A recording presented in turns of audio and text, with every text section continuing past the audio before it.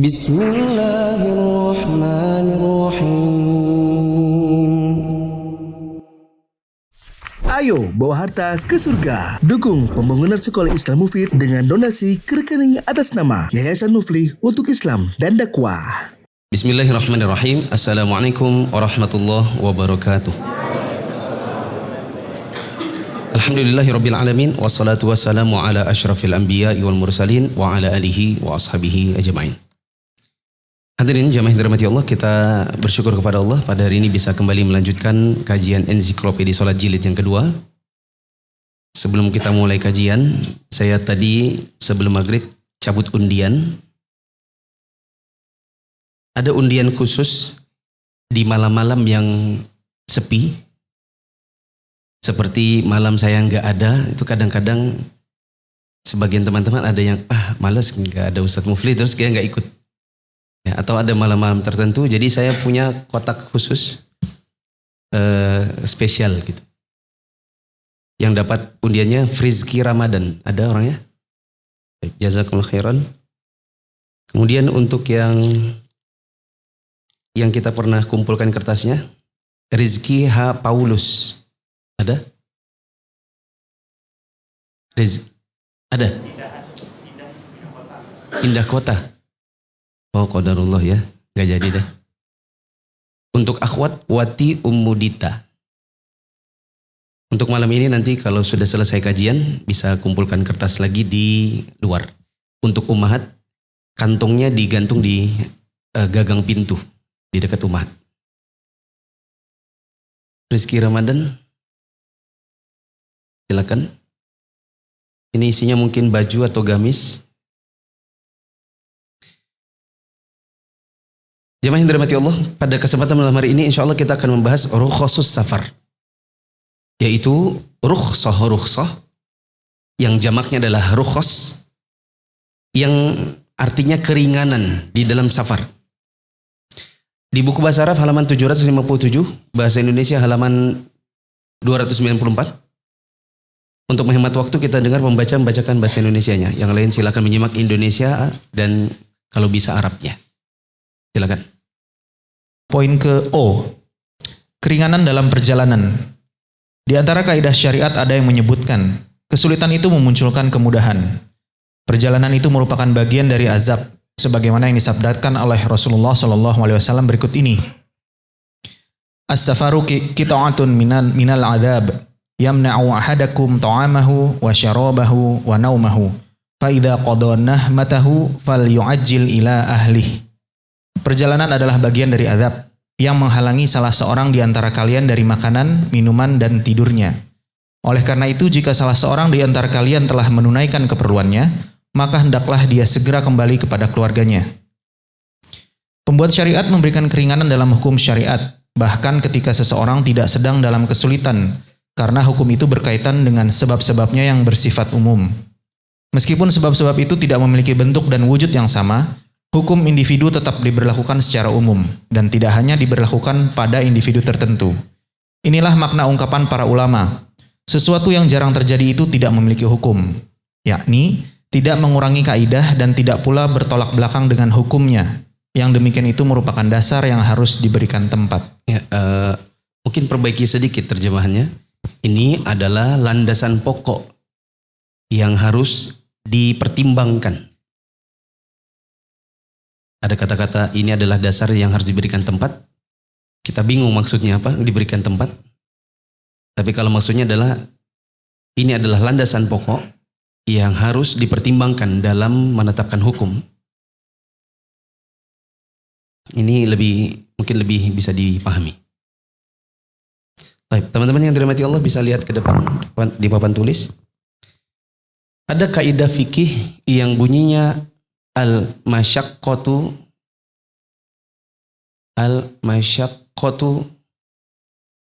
tajlibu at-taysir. At-taysir. Tajlibu at-taysir. Bahwa manakala ada kesulitan, ya, al-masyaqqah itu artinya kesulitan. yang didapatkan oleh kaum muslimin dalam suatu kondisi, maka ini akan mendatangkan ini tajlib, artinya mendatangkan atau mengundang atau menarik ya. At-taisir. Apa itu at-taisir? Kemudahan.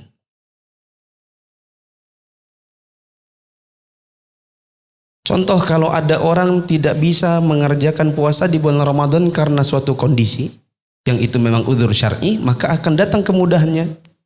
Apakah nanti dia tidak berpuasa lalu ganti qadha, ataukah dia gantinya dengan fidyah?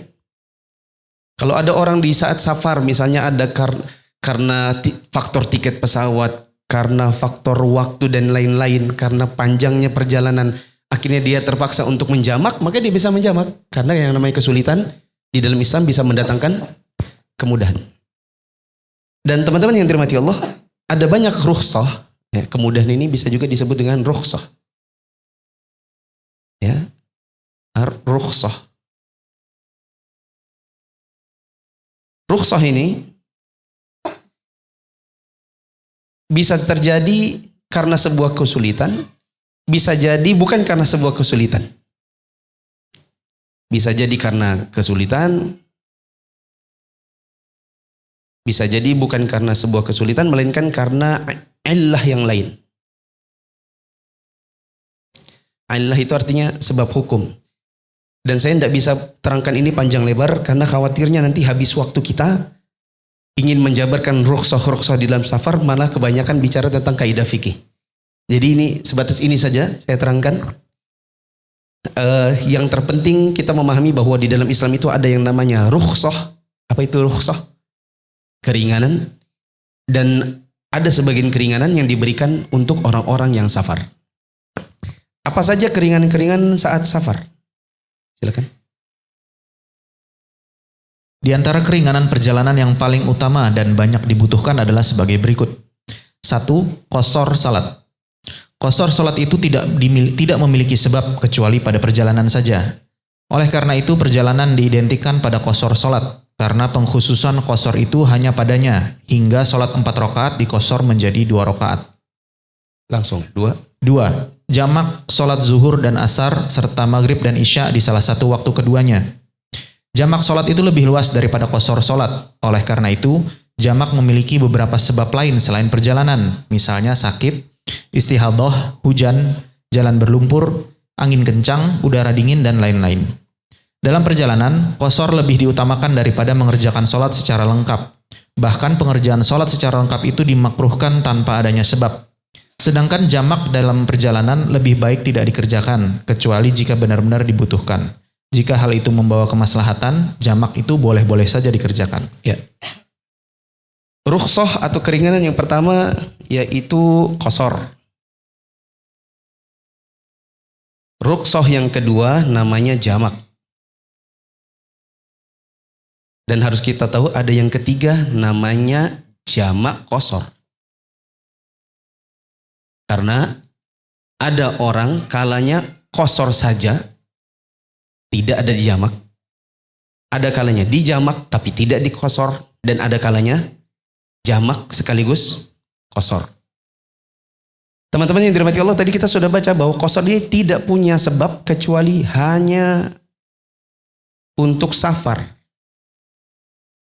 Tidak bisa yang namanya qasar kalau sedang mukim. Bahkan sudah berlalu penjelasan di minggu-minggu sebelumnya, saya bilang tidak bisa qasar meskipun mau safar tapi orangnya masih di negerinya. Orang Balikpapan tidak boleh qasar meskipun sudah pegang boarding pass di ruang tunggu bandara Balikpapan. Begitu juga kalau dia sudah landing di Balikpapan, maka tidak ada lagi qasarnya karena sudah tidak ada safarnya. Boarding pass itu tidak bermakna Anda sedang safar. Itu adalah rencana safar. Untuk jamak, ini tidak hanya safar. Tidak hanya safar. Artinya, ada kalanya juga bisa untuk mukim. Bisa untuk mukim. Sering kita kasih contohnya. Misalnya apa? Orang sedang sakit. yang dia tidak memungkinkan untuk sholat zuhur sendiri, asar sendiri, maghrib sendiri, isya sendiri. Misalnya sakit vertigo, maka dia lebih mudah untuknya sholat zuhur plus asar langsung. Maghrib langsung dengan isya. Ada kalanya karena hujan deras. Ada kalanya karena disebutkan tadi, karena istihadah. Ada kalanya karena angin kencang, jalanan berlumpur. Misal kita kita sholat maghrib di masjid. Kemudian tiba-tiba hujan deras. Ya, pas keluar, aduh ini kalau keluar pulang lagi kan tidak memungkinkan untuk balik lagi. Langsung imamnya bilang, ayo kita jamak saja. Langsung isya. Maka itu pun bisa dilakukan dengan jamak. Ada lagi namanya jamak qashar. Berarti jamak ini dilakukannya kapan? Ketika safar. Karena kalau sudah jamak qashar dan qashar itu hanya untuk safar, berarti jamak qashar tidak mungkin dilakukan kecuali saat safar. Bedanya gini teman-teman. Kalau qashar, sholatnya berarti 2, 3, 2 di waktunya masing-masing.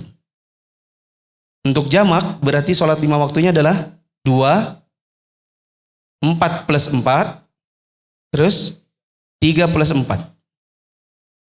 4 plus 4 ini bisa jadi dilakukan di waktu zuhur, bisa jadi dikerjakan di waktu asar. 3 plus 4 bisa dikerjakan di waktu maghrib, bisa juga dikerjakan di waktu isya. Kalau dikerjakannya di waktu zuhur dan maghrib, yakni waktu pertama, itu namanya jamak takdim. Sedangkan kalau asar dengan isya, yaitu di waktu kedua, itu namanya jamak takhir. Sedangkan jamak qashar berarti pelaksananya adalah 2 waktu subuh, 2 plus 2 sama 3 plus 2. Takdim takhir tidak usah saya jelaskan lagi. Insya Allah semua sudah paham. Bisa dipahami ya? Kemudian kata penulis, ini yang menarik. Untuk qashar, bedanya lagi. Qashar, sebaiknya qashar. Sebaiknya qashar. Kecuali tidak memungkinkan. Contohnya kapan? Kapan kita tidak memungkinkan untuk qashar? Misalnya kalau kita jadi makmumnya orang mukim. Sedangkan jamak sebaliknya. Jamak itu sebaiknya tidak jamak. Sebaiknya tidak jamak. Kecuali kebutuhan. Kecuali ada kebutuhan.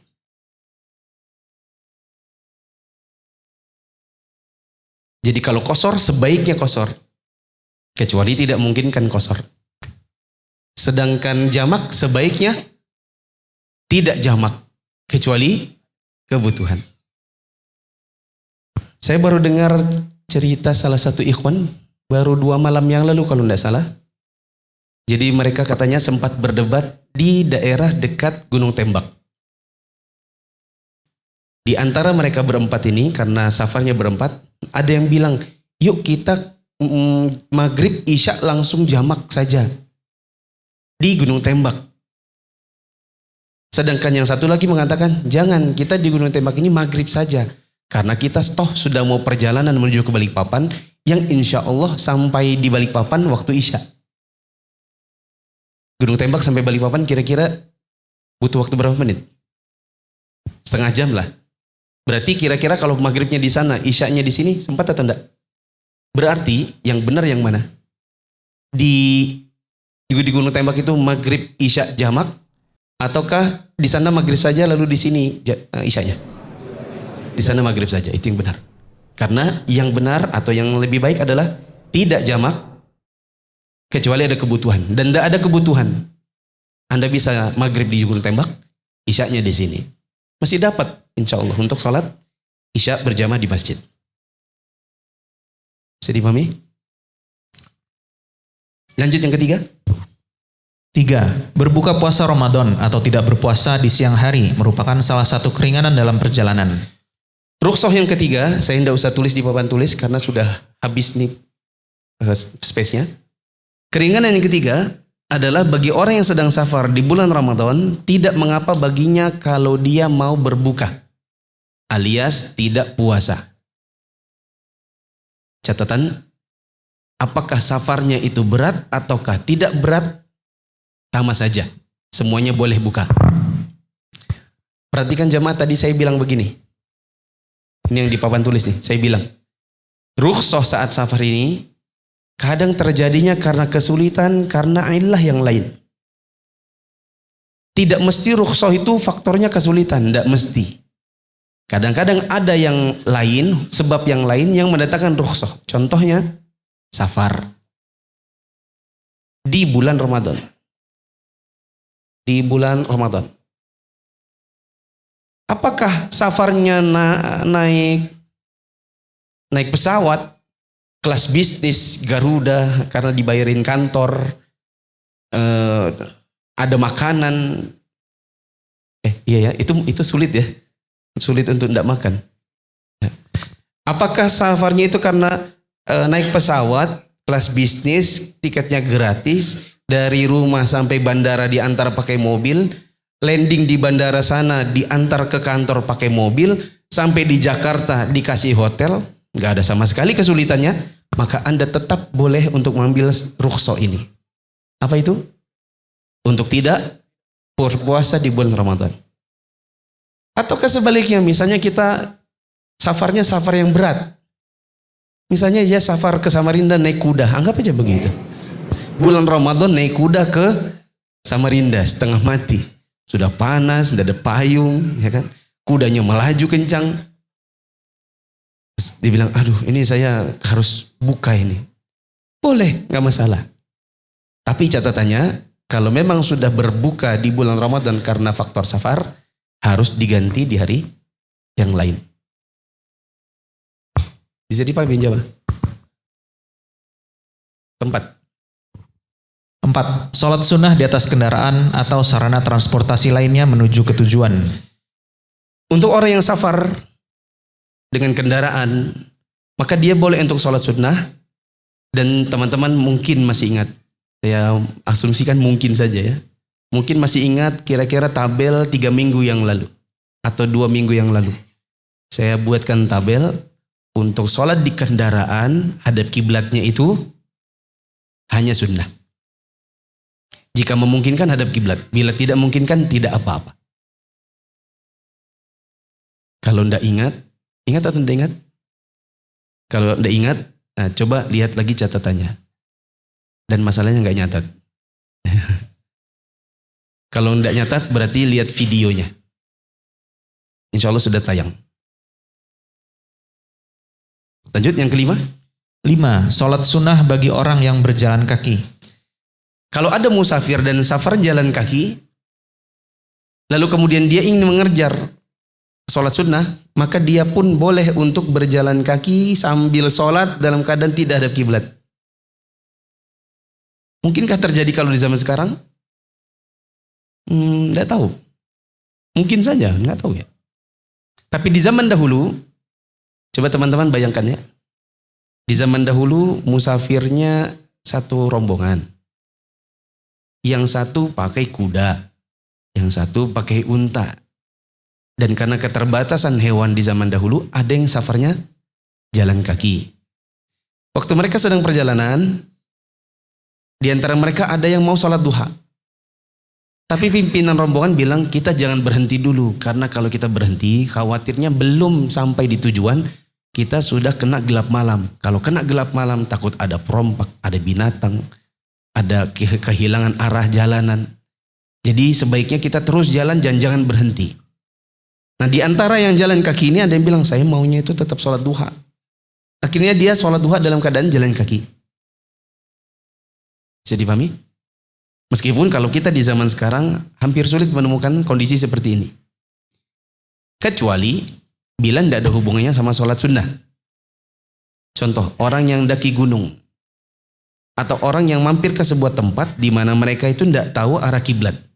Di sana nggak ada orang, internetnya mati, aplikasi nggak ada, kompas nggak ada.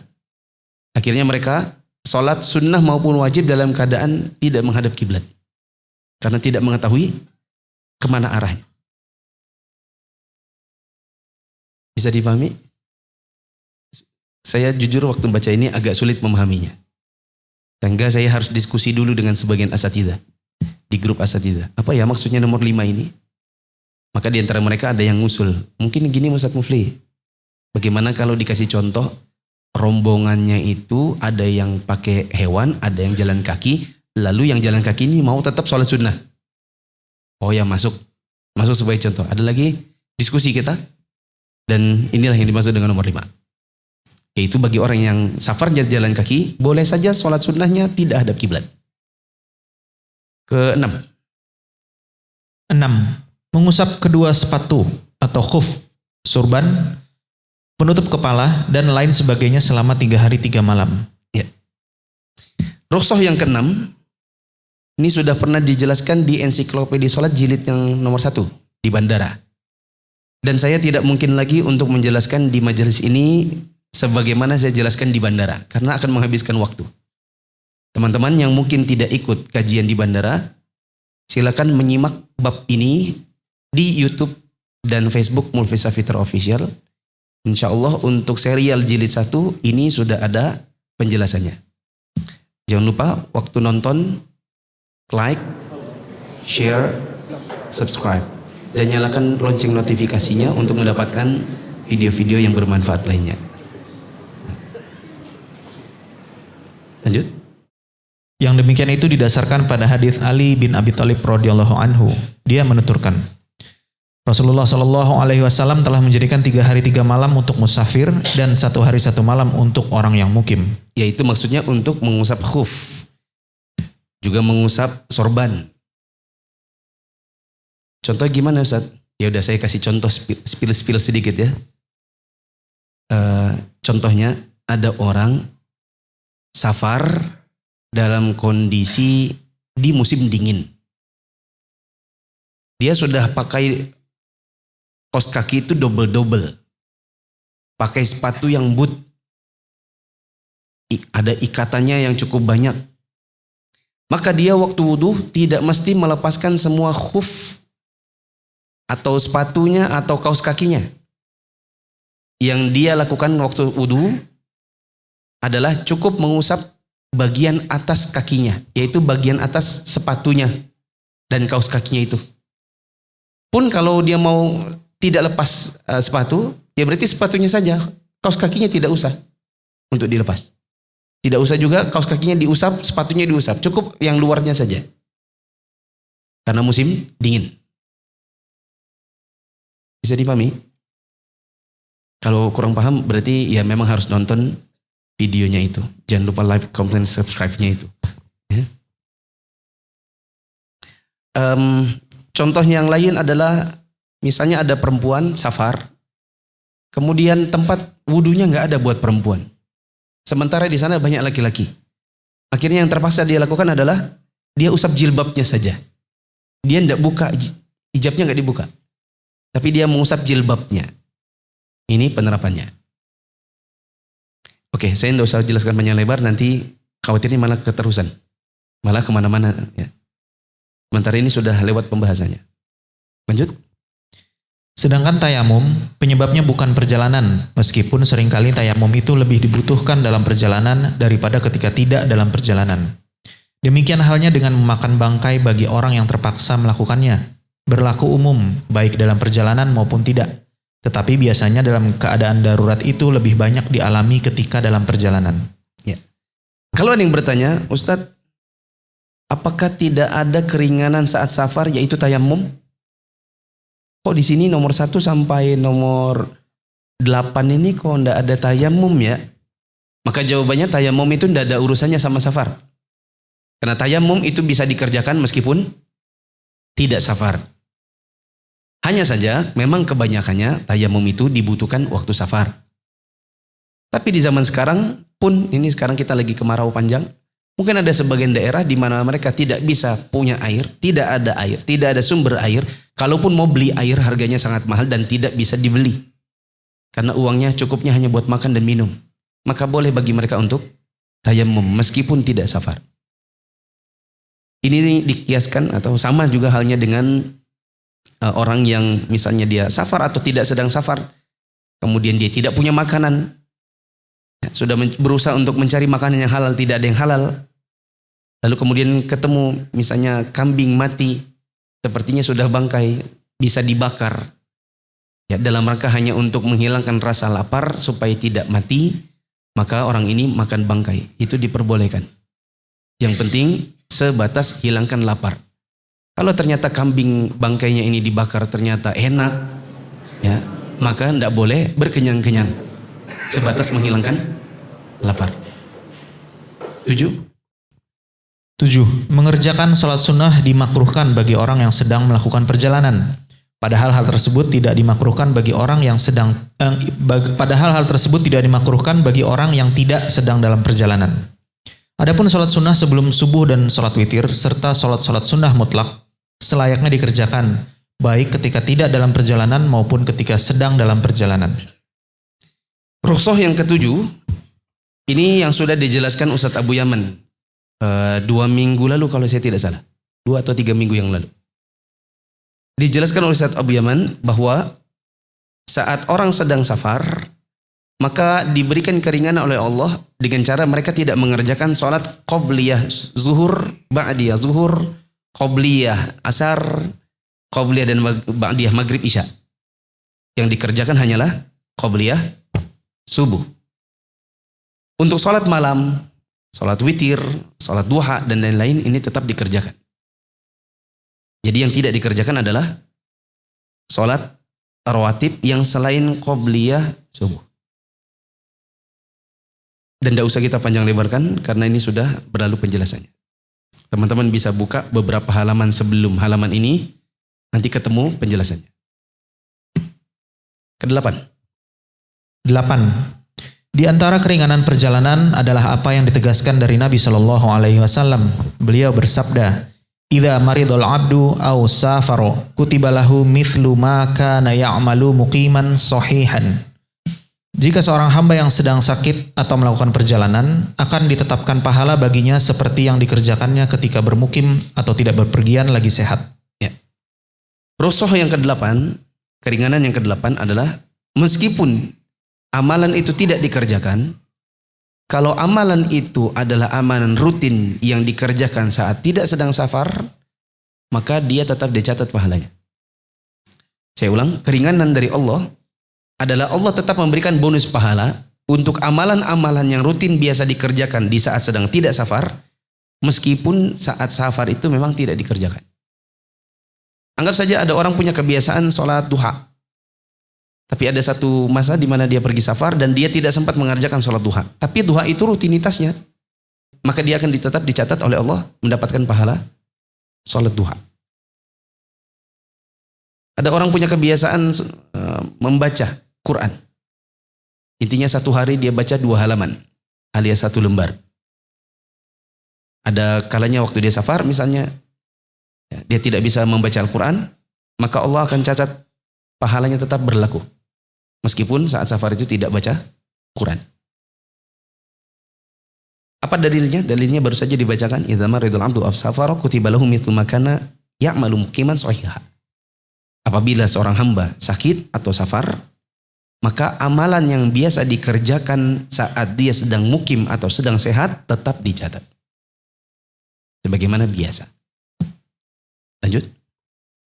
Dengan demikian, beberapa amalan yang biasa dia kerjakan ketika tidak sedang melakukan perjalanan, yang tidak bisa dia kerjakan dalam perjalanan, maka pahalanya akan tetap mengalir baginya selama dalam perjalanan. Demikian halnya jika dia sedang sakit. Alangkah besar dan agungnya nikmat yang dikandung hadis tersebut. Sedangkan sholat khauf, penyebabnya bukan perjalanan, tetapi di dalam perjalanan sholat ini pun sering dilakukan. Mungkin ada yang bertanya, Ustadz, bagaimana kondisi ketakutan? Apa tidak bisa dimasukkan sebagai kondisi, sebagai keringanan safar? Maka jawabannya, kondisi ketakutan itu kadang berlaku baik safar maupun mukim. Sehingga tidak dia dikhususkan dalam keringanan-keringanan safar. Salat khauf itu juga kadang-kadang dikerjakan dalam kondisi mukim. Saya pernah contohkan di kajian di bandara. Misalnya ada hewan buas lari di kampungnya. Apa maksudnya? Lari di kampungnya itu apa ya? Nyasar masuk kampung. Ya kan? Kemudian di grup warga diumumkan, jangan ada yang keluar. Soalnya ada singa 2 ekor berkeliaran. Ada yang udah baca grup. Dia keluar. Ketemulah sama singa itu, lalu kemudian dia berkejar-kejaran dengan singa, dia dapat pohon, dia manjat pohon. Misalnya aja pohon kelapa. Kebetulan si singa itu tidak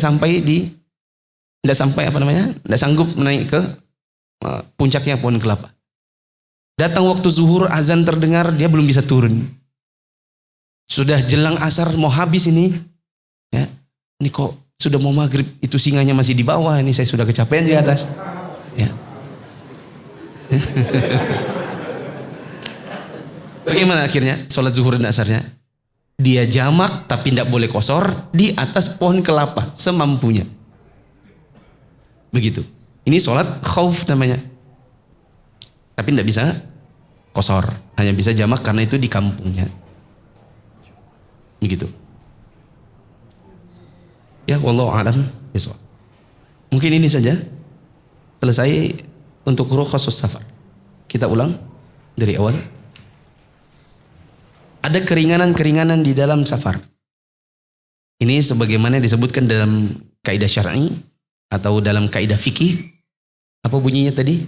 Al-masyaqqatu tajlibu at-taysir. Al-masyaqqatu tajlibu at-taysir.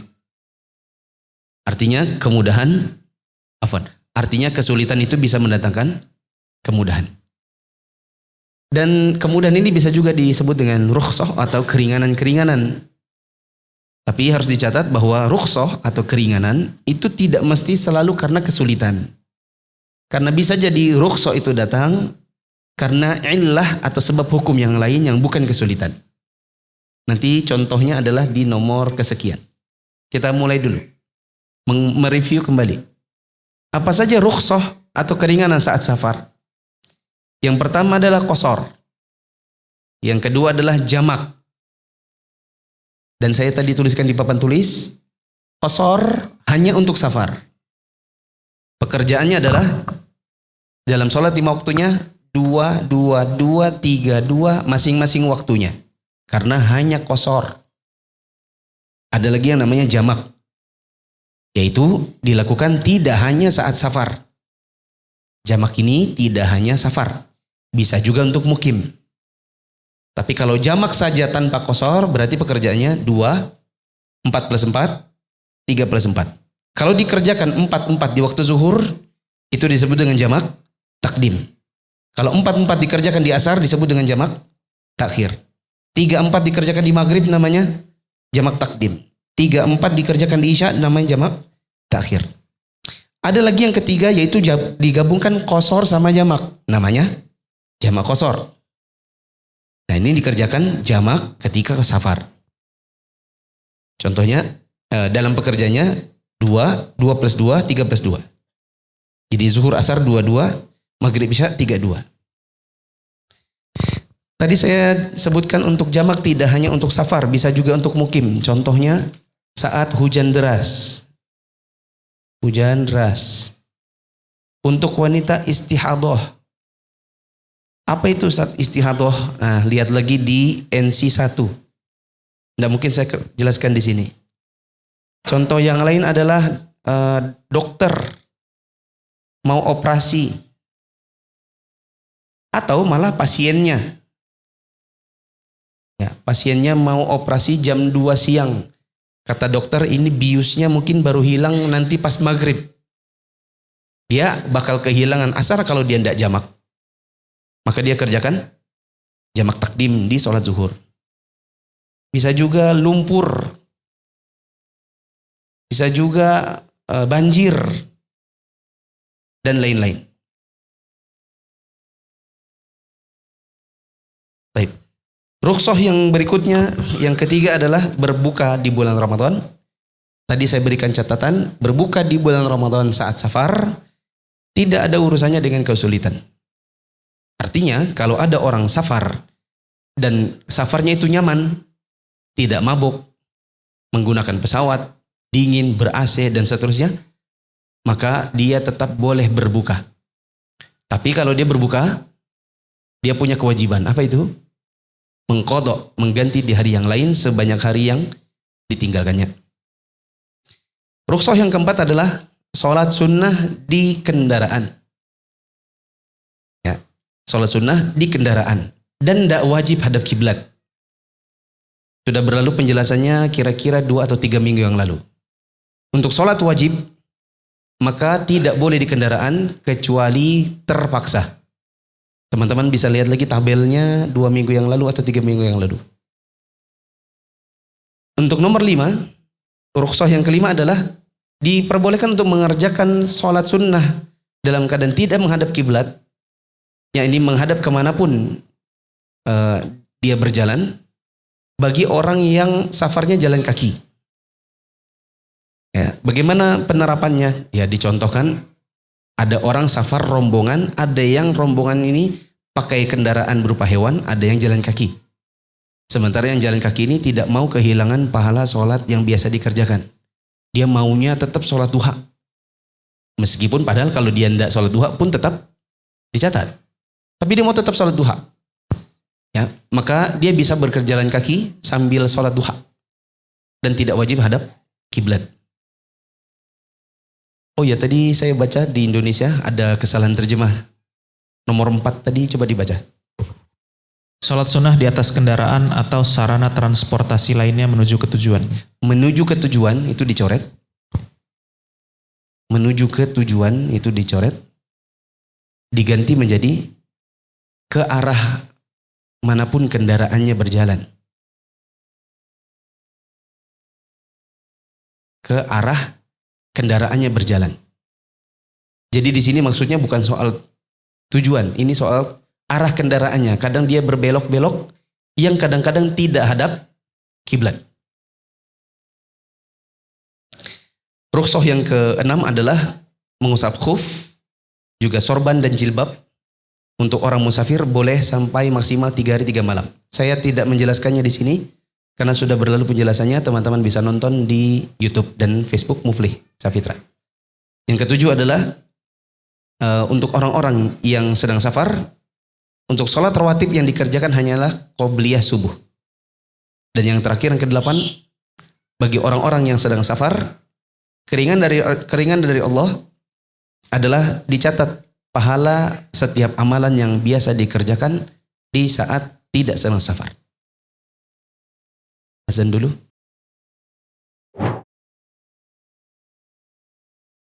Allahu Akbar, Allahu Akbar, Allahu Akbar, Allahu Akbar. Asyhadu an la ilaha illallah. Asyhadu an la ilaha illallah. Asyhadu anna Muhammadar Rasulullah. Asyhadu anna Muhammadar Rasulullah. Hayya 'alas salah.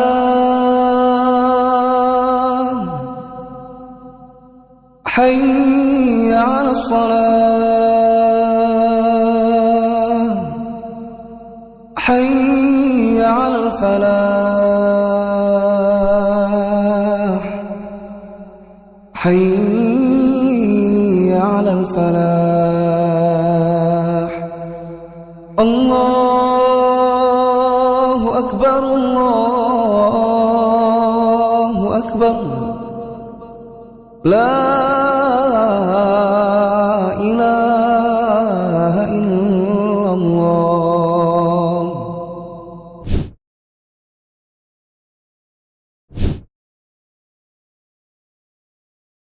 Jamaah yang dirahmati Allah, sebelum saya masuk dalam tanya jawab, masih ada 8 menit.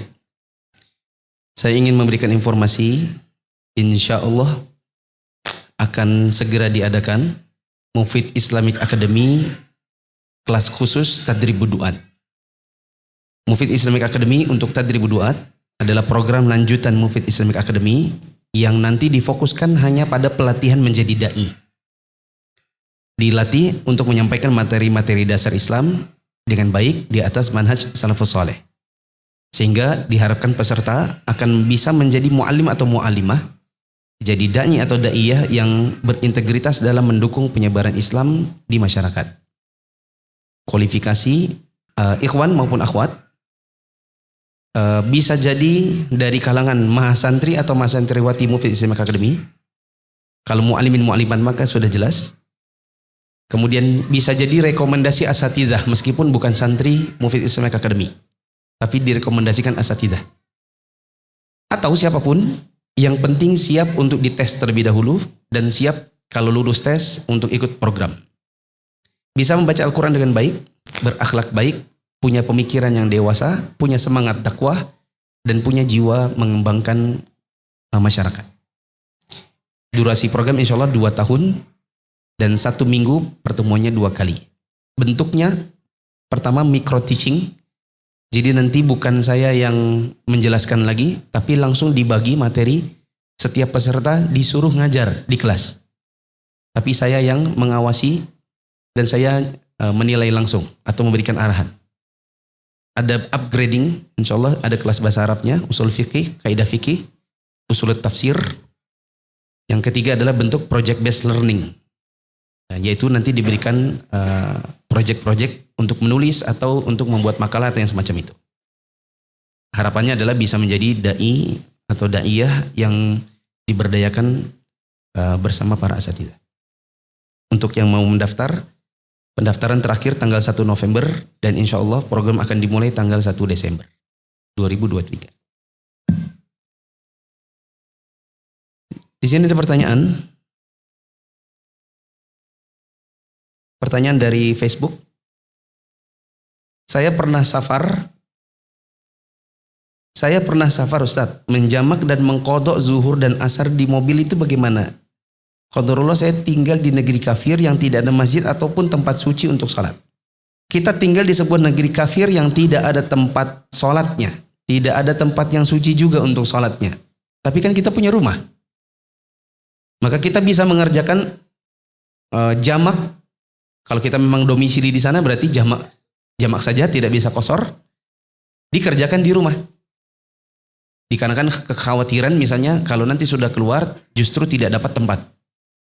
Tapi ini perlu didetailkan lagi sebenarnya, apakah benar di negeri itu tidak ada sama sekali tempat untuk sholat supaya bisa sholat di masing-masing waktunya. Yang jelas kaidahnya begini, untuk sholat di kendaraan tidak boleh dikerjakan kecuali terpaksa, itu saja. Tidak ada sholat wajib di kendaraan kecuali terpaksa. Terpaksa ini bagaimana? Misalnya naik pesawat, khawatir sudah keluar waktu, saat landing maka sholatnya di pesawat. Ya, wallahu a'lam. Penjelasan ini sudah berlalu, teman-teman bisa merujuk kembali kepada kajian yang sudah berlalu. Ustaz mau bertanya di luar topik. Rukhsah wudu pakai air yang sedikit di pesawat. Bagaimana? Contoh pesawatnya memang panjang perjalanannya. Kalau pesawatnya tidak panjang perjalanannya, misalnya hanya Balikpapan Jakarta, Balikpapan Surabaya, Balikpapan Makassar, maka tidak ada sholat di pesawat, kecuali terpaksa. Kapan terpaksanya? Ya terpaksa. Misal, belum sholat asar, terpaksa sudah boarding. Sementara nunggu landing, sudah sholat maghrib. Terpaksa sholat di pesawat. Ya, untuk pesawat yang durasinya panjang perjalanannya, seperti orang pergi umroh atau haji. Semoga yang belum pernah Allah mudahkan. jadwalnya memang sudah diperkirakan ini kalau nanti nunggu landing kita kehabisan waktu untuk sholat. Maka kita sholatnya di pesawat. Apakah kita bisa wudhu? Biasanya dimarahin pramugari kalau ketahuan. Supaya tidak ketahuan, ya bagaimana caranya nggak ketahuan? Misalnya kunci pintu itu jelas ya. Ya jangan wudhu terus kamar mandinya dibuka. Nanti marahin sama pramugarinya.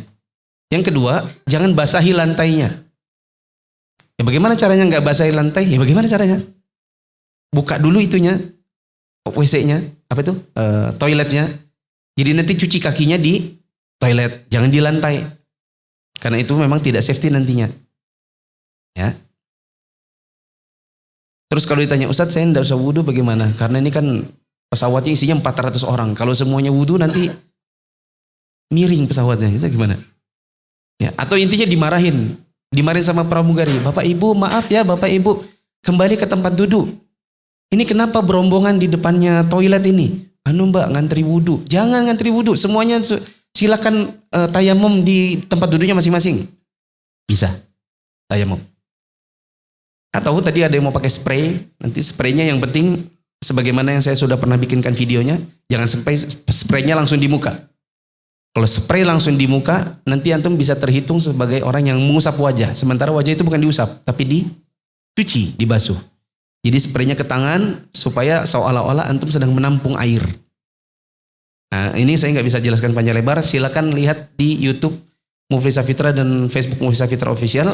Judulnya Wudu dengan spray di Masjidil Haram dan Masjid Nabawi. Silakan lihat di situ. Jangan lupa komen, like, subscribe, share.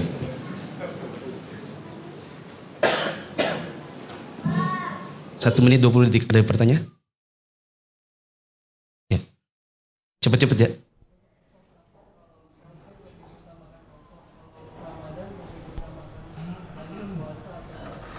Bagus pertanyaannya. Kalau untuk rukhsah safar, kalau qasar sebaiknya qasar, ya kan? Kalau untuk buka puasa di bulan Ramadan, sebaiknya buka atau jangan buka? Jawabannya ini ada ikhtilaf di kalangan para ulama. Ada yang mengatakan sebaiknya buka. Alasannya adalah karena mengambil rukhsah. Kata Nabi SAW, Innallaha yuhibbu an tu'ta rukhsasuh kama yuhibbu an tu'ta azaimuhu. Kata Nabi SAW, sesungguhnya Allah sangat senang apabila Allah kasih keringanan, lalu diambil keringanan itu, sebagaimana Allah sangat senang kalau Allah kasih kewajiban, lalu kewajibannya dikerjakan. Jadi sebagian ulama ada yang mengatakan sebaiknya buka saja. Bahkan sebagian ulama ada yang mengatakan wajib buka, tapi ini tidak benar. Ya, yang benar adalah pendapat yang ketiga. Yang lebih kuat adalah pendapat yang ketiga, bahwa apabila safar ini tidak berat, maka sebaiknya tidak berbuka. Alasannya adalah karena satu, Nabi SAW pernah safar, di rombongan beliau ada yang buka dan ada yang tetap puasa, dan Nabi termasuk di antara yang tetap puasa. Yang kedua, alasannya adalah karena puasa di bulan Ramadan itu lebih utama daripada menggantinya di luar bulan yang lain. Di bulan yang lain. Yang ketiga, akan lebih semangat karena puasanya bareng-bareng sama kaum muslimin.